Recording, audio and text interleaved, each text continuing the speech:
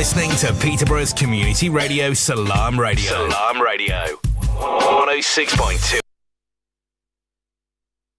Assalamu alaikum, dear listeners. Welcome to another insightful episode of Education Matters on Salam Radio.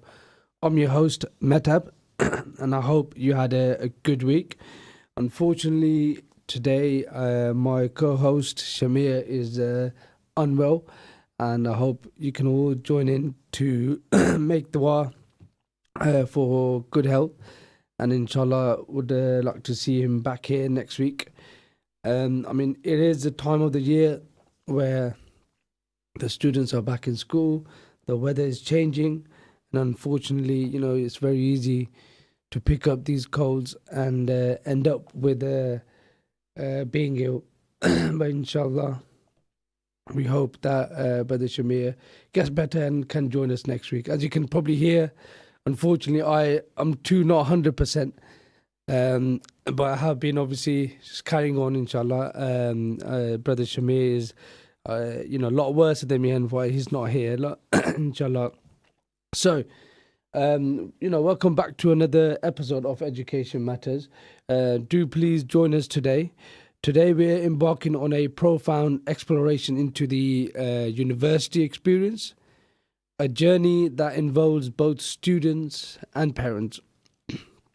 We'd like you to join us today as we look deep into the challenges, the joy, and the valuable lesson that we learn when living away from home or studying abroad. Okay?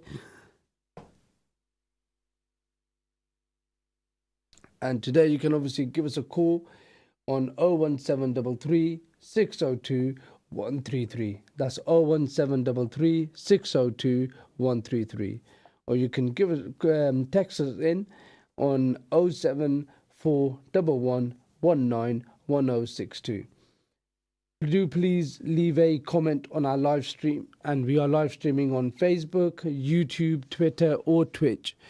And if you are watching this as a recorded video, we encourage you to leave a comment on our video, so that is something that we can pick up for our next show. If you have any questions, if there are any topics relating to education, we'd be more than happy to pick those up in the show in the future, whether it is on our social media or wherever you see our video. As you're aware, obviously our show on Education Matters, it is linked to all things related to education. We are here to provide, insightful tips, and I'll share our experience as teachers. We are not here to lecture you guys as to what you should be doing, but merely just providing advice in hopeful to bridge the gap and fill any gaps that your child might have in education, to give them the best possible opportunity for their grades, for their future, inshallah. Right, so today, as we are looking into universities, we have kind of got 4 segments that we like to go into.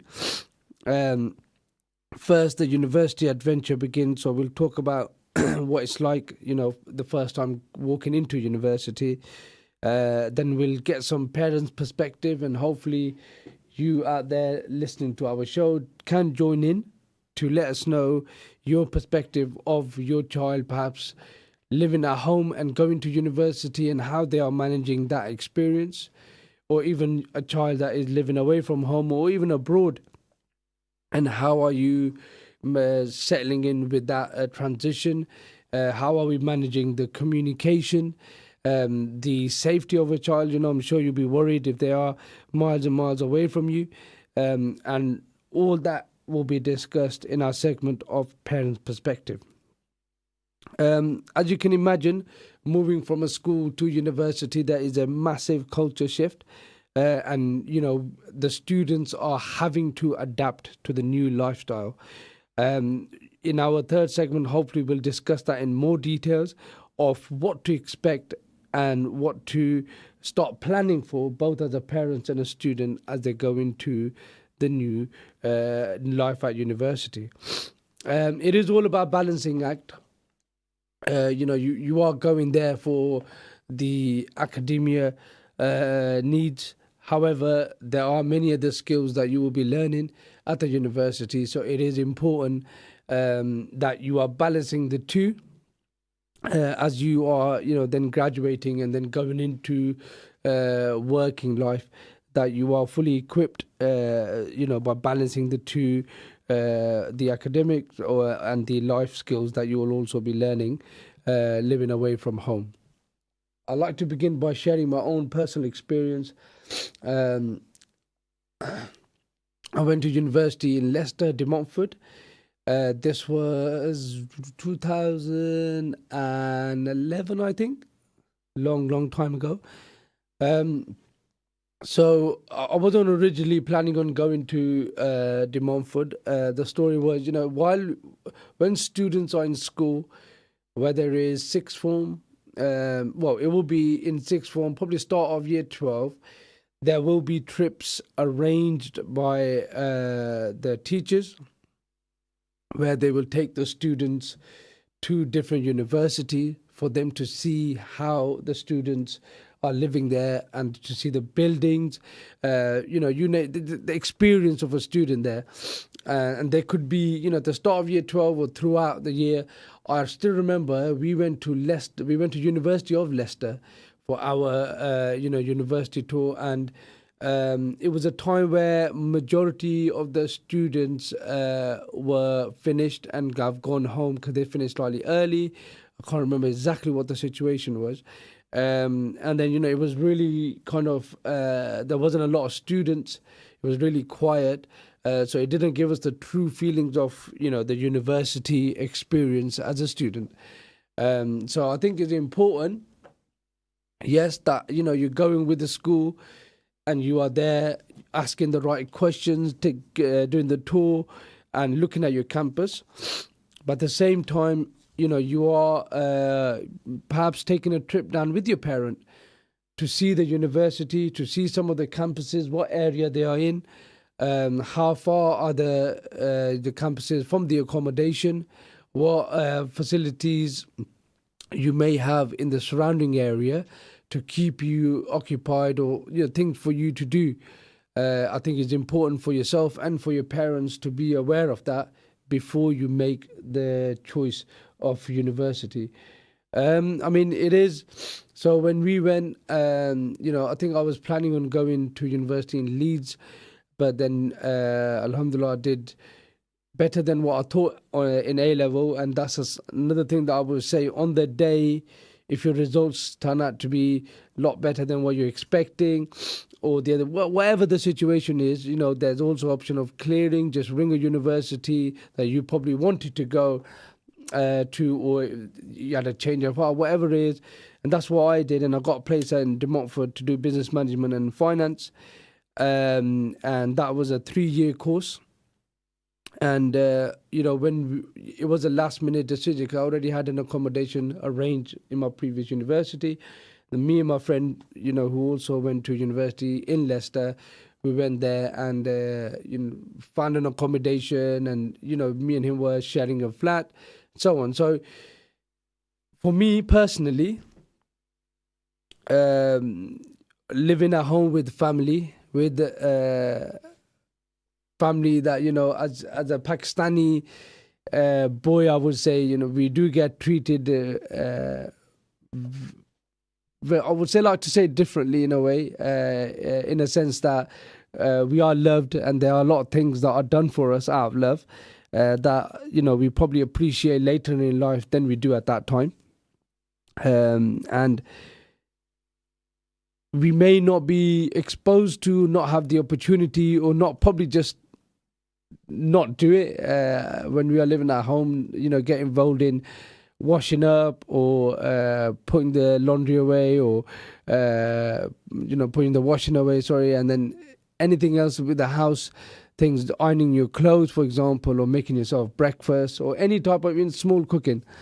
It's not something that I would say you would expect a 16, 17-year-old, at them days. It wasn't. Now, alhamdulillah, it's very nice to see that young guys at that age are getting more involved. They are doing the chores of the house. And it's very good to see that. And, that is something that I wasn't used to doing. And so when we moved into our flat, the first time we moved in, we got a set up an account for electricity. The first time me and my friend ever done that. And we were there just trying to work out what to do. And then we got to find out where to get stuff to make food. And then we got to manage our own routine. We had to manage our own kind of dinner times in a way of, we're going to do shopping on that day, get these things, make the list of what we need. And that's where I got to be honest, but I'm sure I'm not the one. I'm not the only one. But that is also where I started learning how to do ironing. It was something that obviously I never practiced at home, and I'm sorry to say that, but that is the case. And I wish I did. I so wish that I did. I knew beforehand. Probably know how to do it, but never did it.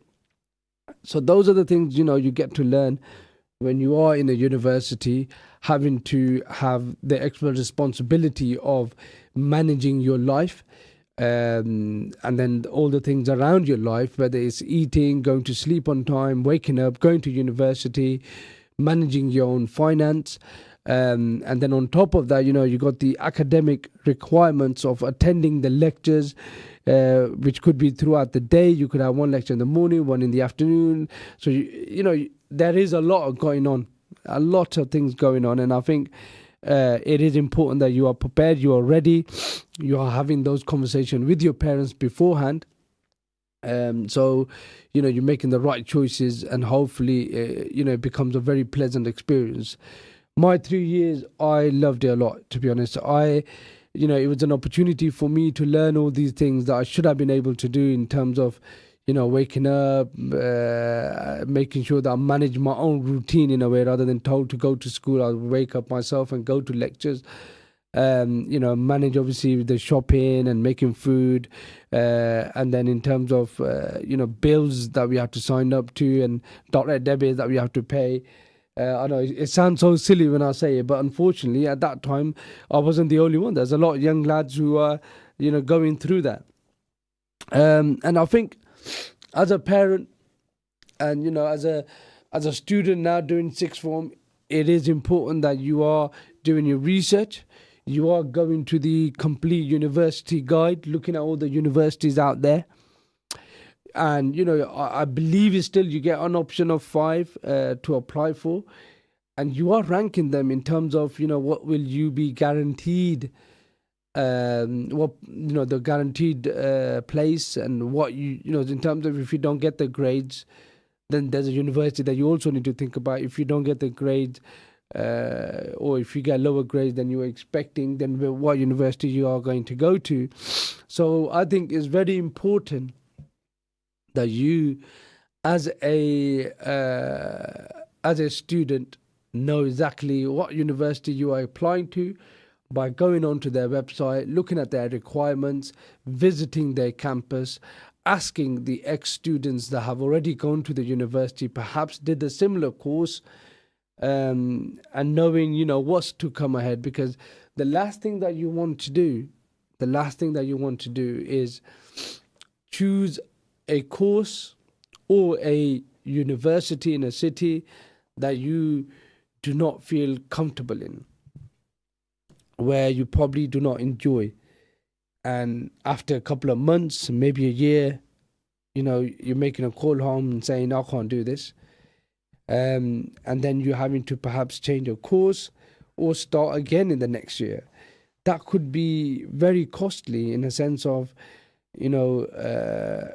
you have to go to apply for another year, so that 9,000 that you owe to the student finance will still be there as you owe £9,000. So it is important that you are choosing the right course. You are not switching throughout the year. I mean, if there is a need, I would definitely say yes, make the right choice if you need to change. But I think before you decide on the course and the university, it is very important that you are making a very informative decision. You know exactly why you are going to university, what course you will be studying, and how that is linked to what job you are going to have. and what city you're going to be really comfortable with. That can only be done obviously through your own research and discussion with your parents. It is very, very competitive out there in terms of jobs. Um, but having a degree has its massive rewards. I'm so glad that I had the opportunity to go to university where I'm able to use my graduate degree to then go into teaching. So it is important you choose a degree that will facilitate you to go into what you enjoy. And it's not, it's very unfortunate to say, but I have had conversation with certain students. What do you want to do? I want to go to uni. Why? Because my parents want me to. That is it. That's the answer, unfortunately. And it shouldn't be. Yeah, it shouldn't be, because you should be sitting down with your parents and you should be having that conversation of, why do you want me to go to university? Okay, I'm going to go to university. What am I going to study? What am I good at? What do I need to get to the next stage in life? Okay, it is very important that we are pushing our students, our children out there for higher education, or wherever we're pushing them or wherever we're advising them on and supporting them with, just make sure it's the right one, is the one that they are going to enjoy. So please do keep an eye out on all the information that you get from school, from universities, from online, to gather that information together and then be able to support your child in the decision making of the university. Right, so one of the students that was sharing a comment with us was, starting university for me was not just about the classes. It was all about getting to know myself in terms of all the things that I could have done at home, helping my parents, and being able to make connections outside of education. So in terms of getting to know people and socialize, which something that I was not did as much while being at school. So this is one of the students that just came through messages. I believe we may have a caller on the line. I just see if we can put them through. Assalamu alaikum. You're through to Islam Radio on Education Matters. Walaikum salam. Is that Aisha? How are you? You okay? I'm good. How are you? Very well, thank you. Thank you very much for calling. Just to let the listeners know, this is Aisha, one of our students who's currently at university. I'll let her explain obviously what she's doing, and we'll go through some questions that we can ask her, which I hope you guys will find useful in terms of making your decision or helping you to make a decision, going into, well, for your child in terms of deciding what to do, what course to do at university and what university to go to. So Aisha, if you just want to share with our listeners what you're studying at the moment and where that is. Okay, so I'm studying the law SQE. It's a master's at Nottingham University. In terms of like my university journey, I did my undergraduates at University of Leicester. I did just a standard law LLB undergraduate degree, and now obviously I'm on the route to becoming a lawyer. So I've decided to do my LPC SQE at Nottingham. Excellent, mashallah. Very, very glad to hear that. And in terms of, you already had your first time as a university already, so you already had that experience. So I'm guessing this time when you went back to university to do your law course, you know exactly what to expect. But if you can remember and share with us, on the first day when your parents probably dropped you off, and the first night that you probably had to spend at your accommodation, could you just talk us through of how you were feeling away from home? Honestly, it was literally a roller coaster of emotions. Obviously, like any child, like they just want to, have that freedom and be away from their parents. But once it hits in, like when you like, obviously, because my mum, she started crying, bless her, and it was like really funny. But it didn't really hit until I actually got to uni, because obviously I was so excited. I thought, you know, I can finally like actually, you know, be more independent and you know, be able to experience life. And yeah, and the first night was obviously really, really difficult. I was quite anxious. I was really homesick as well, but yeah, just making friends, like, you know, meeting your flatmates and stuff, like really, really helped. And obviously at university there's so many societies that you can join, namely Pakistani society, or you know, this ISOC, Islamic Society, and you can meet people. You know, you can even play sports and stuff, which is what I did. I joined the Law Society and I joined the Netball Society as well. And it was just a great way to just make friends, meet new people. Because at the end of the day, like, you know, uni's not just about studying, it's also about, you know, living independently, being able to live by yourself, being able to, you know, connect with people. And in a way, like, these new people that you meet at uni, they obviously have such great links to, like, you know, your future prospects of, like, you know, wanting to go into a certain career, like, you know, with your professors as well, like, especially mine, because most of them worked in law firms, so I managed to gain like quite a lot of insight into like what they did, how they actually got to being a lawyer. But yeah, it's just it was honestly amazing. Like, I wouldn't change it for the world, but it is quite scary. But I think after a couple of nights you settle in, and then you're like, you love it there. Yeah, so I think, you know, thank you for that.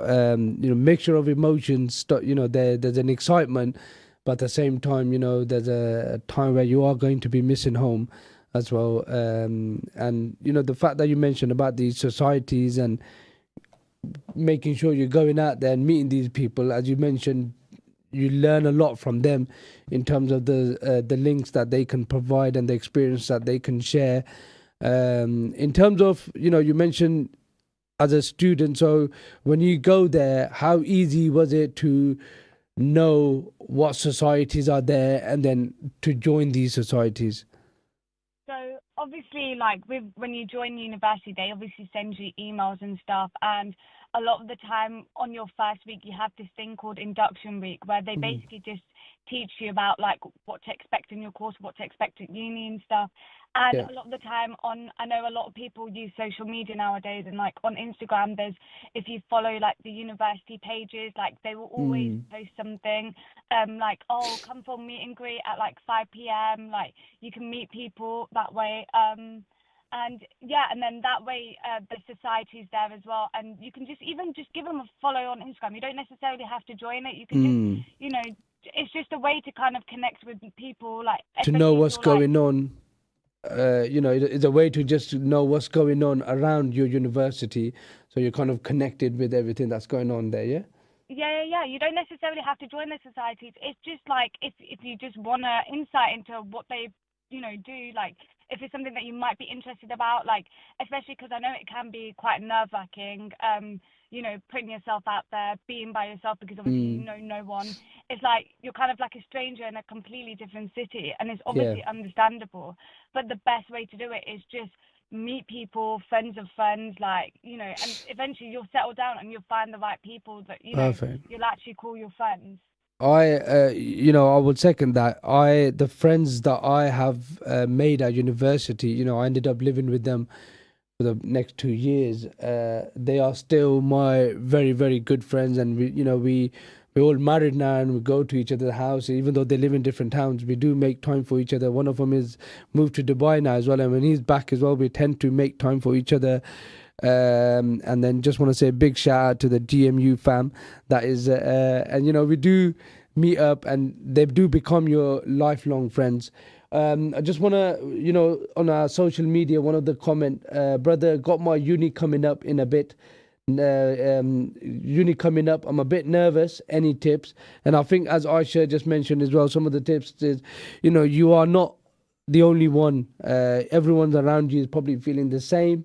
It's absolutely okay to be nervous, but please find the courage to go up to people, speak to the people, and get to know people, and you'll find very, very quickly you'll settle in, and then everyone was probably feeling the same, but that time you'll be very confident and you'll be able to get to know everyone else and what's going on. And the way you can do that, as Astra mentioned, you got the social media that you can follow all of your societies on.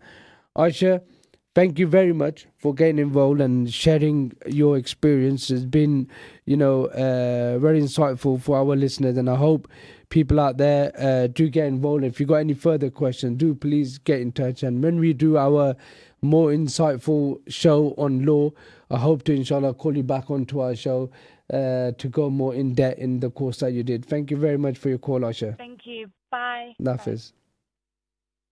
Excellent. So you're not the only one. When you go to university, you're not the only one that's new there. Do not be worried or nervous. Go out there, speak to people, get to know your societies by following them on social media. Right, we will see you very shortly after the break to discuss more on education matters. Assalamu alaikum. Stay tuned to Salam Radio after this short ad break.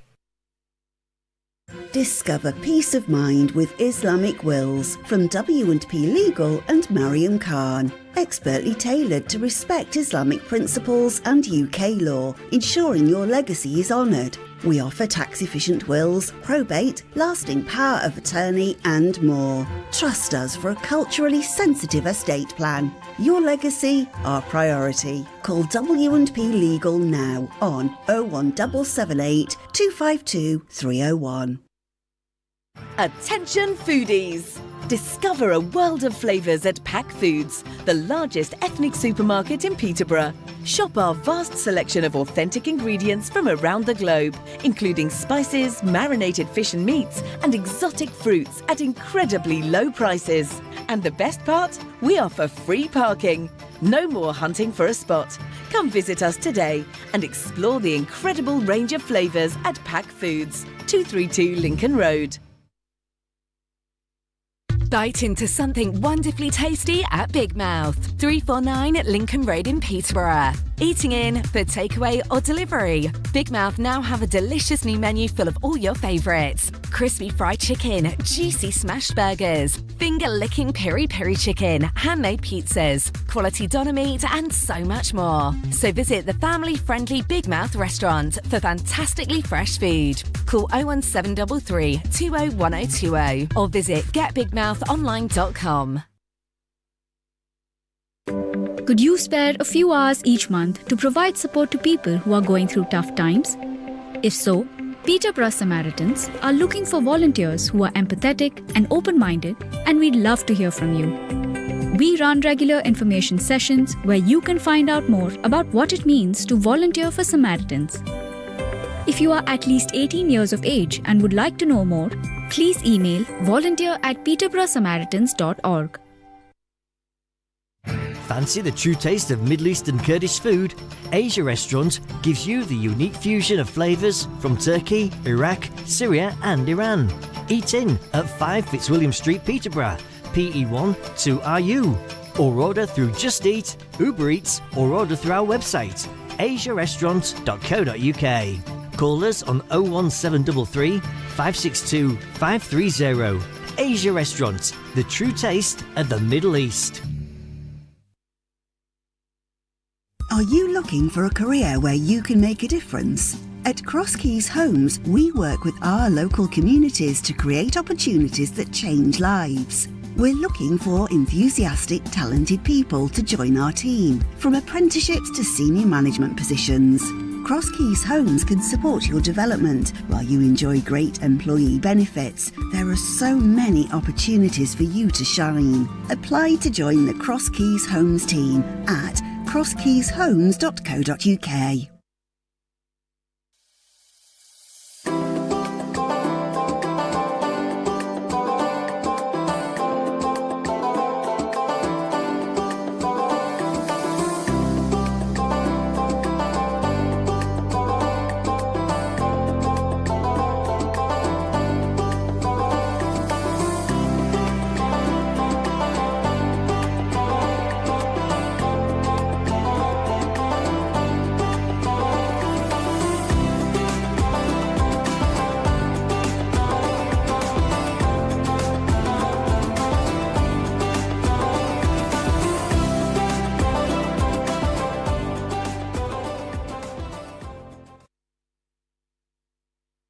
Assalamu alaikum and welcome back to Education Matters. And this week we are discussing universities, both the students and the parents' perspective. Just before the break, we had Aisha, who was sharing her journey as a student. She's doing law, and hopefully, I think she's on her last. She's doing her masters at the moment in Nottingham, and then she shared her experience when she first went to university as a student, to how she's getting on now, and how you can also prepare yourself for university. If you'd like to join us, get involved in a conversation, please do call us on 01733 602 133. You can also text in on 07411 191062. Please do join in our online streams. We have a live stream on Facebook, YouTube, Twitter and Twitch. Do please leave your comments on there. And if you are watching on a recorded show, please do leave your comments, and we can always read those and get those added into our next show.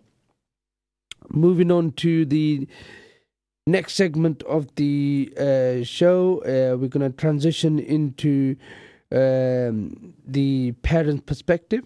We will have a parent joining us, and we like to explore the delicate balance of pride, worry, and joy that parents experiences when their child is studying away from home, whether it is in the UK or whether it is abroad. So I think we may have the caller. Yeah, they are ready for us, so we'll just let them in. Assalamu alaikum. Wa alaikum assalam wa rahmatullahi wa barakatuh. Welcome to the show on Education Matters, and thank you for calling us in. If you wouldn't mind, just talk us through do introduce us, your name, and obviously what your child is studying and where. My name is Rukhsar Shabir Malik. I'm a parent in Peterborough. I have a child studying abroad in Bulgaria. Wow. His name is Moiz Malik, and he is in his final year of medicine at the minute, mashallah. MashaAllah. And how many years has he been studying abroad? So this is his final year, 6 years. So wow. It's been quite a long time.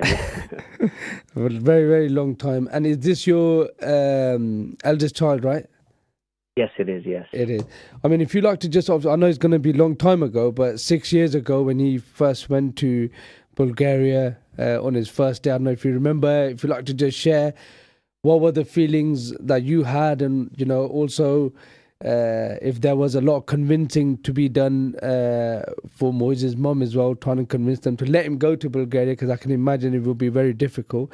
If you'd just like to talk us through the decision and the emotion that you had at the start of that 6-year journey. Yeah, so right in the beginning, obviously, I mean, for students that are receiving their A-levels, it is quite daunting, quite worrying, and quite nerve-wracking moment.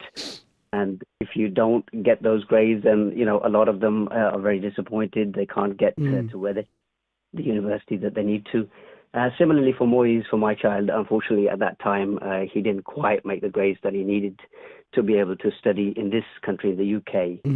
So an option, I mean, he explored himself. There was a trade-off as to whether he would take a year out and try and improve the grades, or there was this option where he could possibly go abroad and study abroad for the subjects or the degree that he was aspiring to do. And then, so he selected to go abroad. It was a bit worrying and a bit, we were apprehensive to start off with, because it's something that not in our community is not something that's commonly done. But comfortable, of late, it's becoming more and more norm. A lot of people are becoming more aware of this. Yes, of course. And so we took the decision. I mean, he was quite confident he wanted to do that, and so we agreed, and then eventually allowed him to apply. and he had to go through a test and then pass that. And yes, he's been studying since, and alhamdulillah, we're quite proud that he's got to this stage. He's not faltered anywhere, so he's managed to get through with the flying colours so far. So inshallah, he'll complete that. And and how? I was worrying to start off with it. Yeah. And obviously, like you said, he did his own research. So in terms of how was he feeling? I know, he knew what he wanted to do, but emotionally, how did he feel about not just going to another city, but going to another country where language could be an issue as well? How did he feel about that? I think he knew some other students that had previously done similarly, so he had that little advantage of gaining their insight into what was involved, what it encompassed, and that gave him an idea and an understanding, and it gave him a little bit of encouragement and reassurance. So again, that helped for him and us to make that decision. The course that he's doing, mashallah, it is very intensive and it is quite difficult in terms of passing those exams to get into those courses. And again, obviously, you have to be kind of on that path from GCSE level to, have some sort of frame of mind. This is what I'm going to study. Later on in the show, we are going to speak to some parents who are their child is doing A level, for example, and they are thinking about or the child and them together as a team, they're thinking about what they want them to do at university. So I just want to just talk you to talk us through in terms of what you may have done as a guidance, maybe some prompts or conversation that you may have had that I would like our listeners to apply those to the children who are doing their GCSE and A levels, that kind of helps them to plan their route, plan their journey. Because I can imagine, you can't, at the end of A level, you can't decide, okay, I want to go into medicines, or now I want to become a doctor, or go into law. You have to know earlier on. So what sort of advice can you give to the parents, or the prompts or the guidance they can give to their children to help them, make an informative decision? Absolutely, good question, Mehtab. For every parent, I mean, I know not a lot of parents, especially in our community, get involved with their students, and I think it's important that they should, because it's an integral part of their learning and development and future career prospects and everything like that. So they should really be in the front line with their children and give them the guidance, because they've experienced life.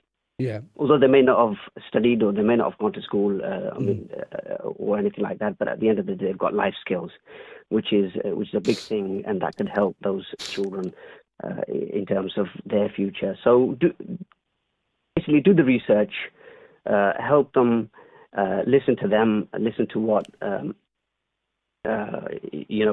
university options are out there, and talk it through and discuss it, explore all of the options, and then obviously put your pros and cons, list them, and then that should give you an idea as to whether whatever you're trying to aspire to, or whatever you're wanting to achieve and follow, if that's the correct route to go.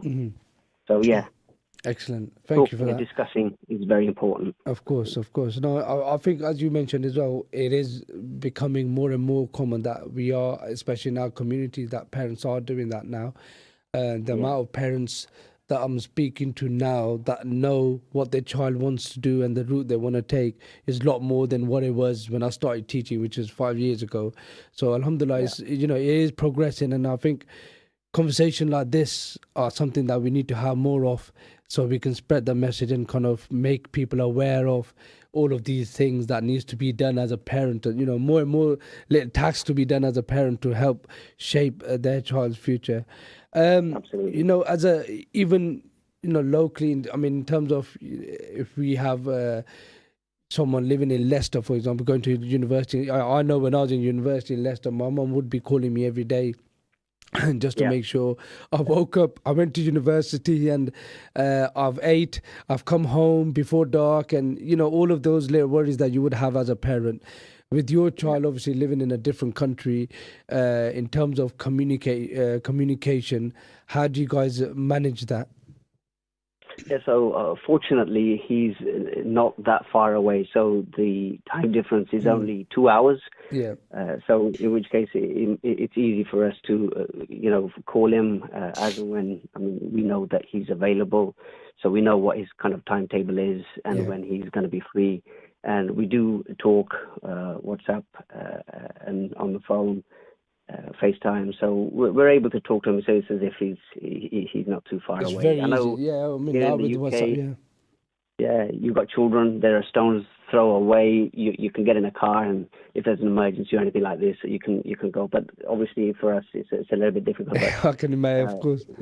Yeah, we've got arrangements, and it's not too far. We talk, communicate on the phone. Excellent. And just lastly, thank you very much. I think I am sorry for asking a lot of questions. Just that That's okay. the position that you're in, I think a lot of parents, could benefit from, if, for instance, there are many opportunities out there. If your child is unfortunate or may not have made those grades or may be looking for, I would say, the fees are different as well. The entry requirements is different as well. And the training, there's loads of things there's always pros and cons in terms of obviously what universities and, where you go. So if parents out there are thinking about this as an option for whatever course it is, what sort of advice would you give in terms of, I know sometimes it can be quite difficult for them to just let go. So if the child is obviously looking to go and, study something abroad, what would you say to the parents that, you can obviously, if you like, speak in Urdu perhaps to some of the mums or dads that may not be able to understand English? Is there anything that you like to give for the parents of the students who are making thinking about what university they're going to go into next year? Yeah, I mean, like I say, do the research, get involved, get your parents involved, and obviously don't be pressurized into doing something that you don't want to do. Do something that you're really wanting to aspire and whatever you're interested in. And the benefits of going abroad, I guess we discovered these after my son went, and I've seen a lot. He's discovered that he's experienced a new place, appreciated other cultures, learned a new language in the process. Wow. He's made a lot of friends from around the world. He's gained a global perspective while studying out there, gaining his degree. Professional network, I mean, his thinking is a lot more broader, and you can gain a competitive edge when you are thinking about perhaps if you haven't quite got those grades. It's an exciting challenge. It's a great opportunity to escape, your comfort zone as well. Sometimes people just get confined and they just can't find a way to, excel in some of those challenges that they're, come against. And it's taught in budgeting. There's a lot of, because of the financial aspects of it, he's learnt a lot in terms of that, become a responsible, self-resilient, independent, confident person out of all of this. So there are so many benefits that I have seen. He's gained a better understanding of the world, and this is what people, hopefully, if they're listening, would want their child to. My Urdu isn't. No, it's absolutely. I mean, no, it's absolutely fine.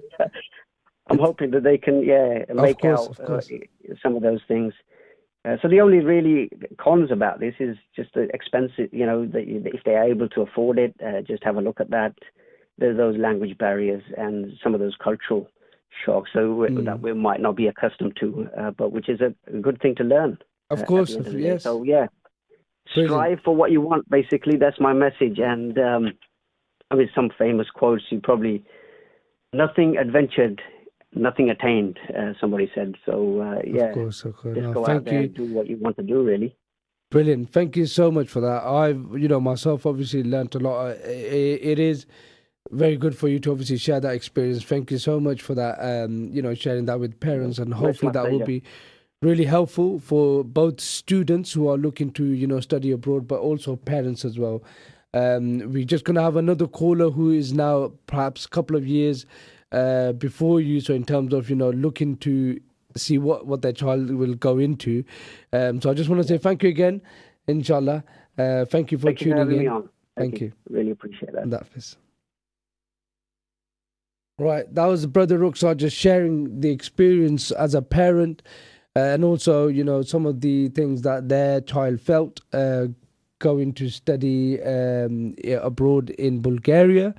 It is something you should always strive to achieve the best and learn these new experiences and cultures. Thank you very much for that. We just got another caller, inshallah. We've got Brother Imtiaz. Assalamu alaikum. Walaikum salam. Mehtab, how are you? You okay? Alhamdulillah, very well, thank you. How are you? You okay? Yeah, I'm good. I really enjoyed that call. I thought that was really useful from the brother Mr. Malik. And talking about his child's journey and the fact that he's studying out in Bulgaria. That's right. And he's quite right. I mean, that's a genuine option nowadays, isn't it, for parents to explore universities beyond our borders.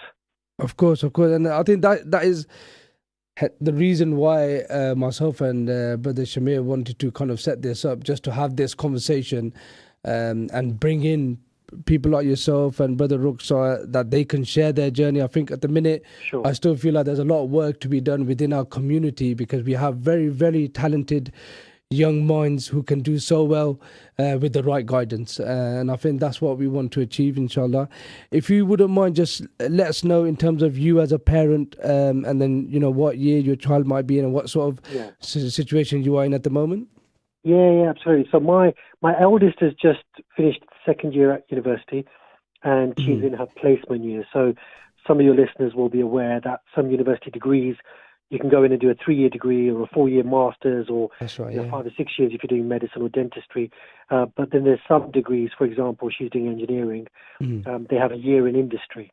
So you do 2 years of study, then you have a year in industry, you usually get paid for that year, and then hopefully get a job offer at the end of the year, go back to your final year, and then go into the workplace. So she's in her placement at the moment. She's doing mechanical engineering at Nottingham. And then my second daughter has just finished her A-levels. And in a very similar situation to the brother who just called, she didn't get offers from dental schools here in the UK. So she's applied, and she's been successful in application to a dental school in Georgia. So we did look at Bulgaria, and we looked at Varna in Bulgaria, but she's got a place in Georgia, and she's just waiting for the final paperwork to complete. And hopefully, inshallah, she'll be there at the end of this month. And then my youngest daughter, who you've taught, did, you might remember Hansa from the Chakan days, So she's just started her A-level journey, and you're absolutely right. Like, this is the time that they need to start thinking about what they might do at university, what kind of courses, whether they want to live in a university in a city, or whether it needs to be a campus-based university, whether they go for a Russell Group university, which is one of the old and top 15, top 20 universities, or whether they go for a more modern metropolitan type university, or old polytechnics that they used to be called.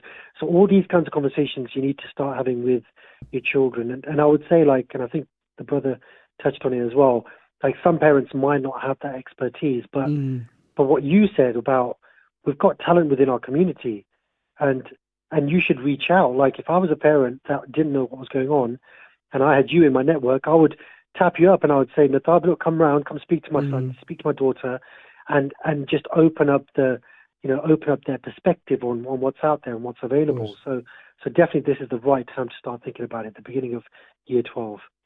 Excellent. Yeah, you're absolutely right. I think, it is something that needs to be done. I think a lot of our students, I've experienced myself, while working in third different school, a lot of our students, especially in the Muslim community, Pakistani community as well, especially within, maths is a subject that are taught. They seem to be gifted in maths, I would say. And it just, over the course of their journey, just missed some of the guidance. And I think that could be because of the culture shock, or the parents, in terms of the message, all our parents want us to do the best for ourselves. I think they always want the best for us. But in terms of how they communicate, that may not be, their child may not understand it as how they communicate it. And I think that's what we are looking to do, to bridge that gap. Yeah, well, I mean, it must be really frustrating for you as a teacher. You come across a student, looks like they've got all the attributes, they've got all the skill set, and yet they're missing missing aspects of the foundation or whatever, or they don't have the discipline or the structure at home, and you're thinking, this guy's a grade 8, maybe grade 9, potentially an A-star A-levels, go on to have a fantastic career, and yet something's missing. Exactly that. Must really frustrate you. It does, 100%, and I think hopefully, now, once we get these experiences shared, hopefully we can have more of a structured conversations at home, and both within your friendship groups as well, what you're looking to do in future. And I think even like you mentioned, with the A-levels, you can start having those conversations. Even when I meet my classes in year 7, I say to them, how many of you hate maths? And maths is one of those subjects that not everyone's a big fan of. And I say to them, just to let you know, you're not here. I'm not going to force you to love maths. You're here to, go on to become whatever it is that your dream job is. So I'll make them write in front of their books, whether it's a doctor, lawyer, footballer, whatever it is. Some of them leave it blank and come back after a couple of days and then fill it in. So when they walk into my classroom, I'll be like, this is your first day of being a doctor. That's eventually, what they're looking to do. Yeah. That's exactly what you need to do, is just like inspire them in whichever way you can. I mean, they've got an end target. I think, it's interesting what you say about people don't like maths. Like, I think people don't like things that they struggle with. Yeah. And maths just so happens to be something that they've either not been taught correctly, or they've not paid enough attention, and they get into year 7, year 8, and there's people ahead of them and people behind them, and they don't know where they stand. But if they, for example, like if they learn their fractions and if they learn their decimals and their percentages, all of a sudden they're going to be like, oh yeah, I can do that, but I can't do this.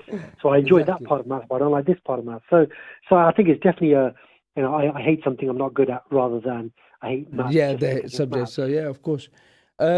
Just wanted to finish up on, one of the question, me as a teacher, that one of the statement I would say that I hear, which kind of really frustrates me, is I'm just going to university because my mum and dad want me to.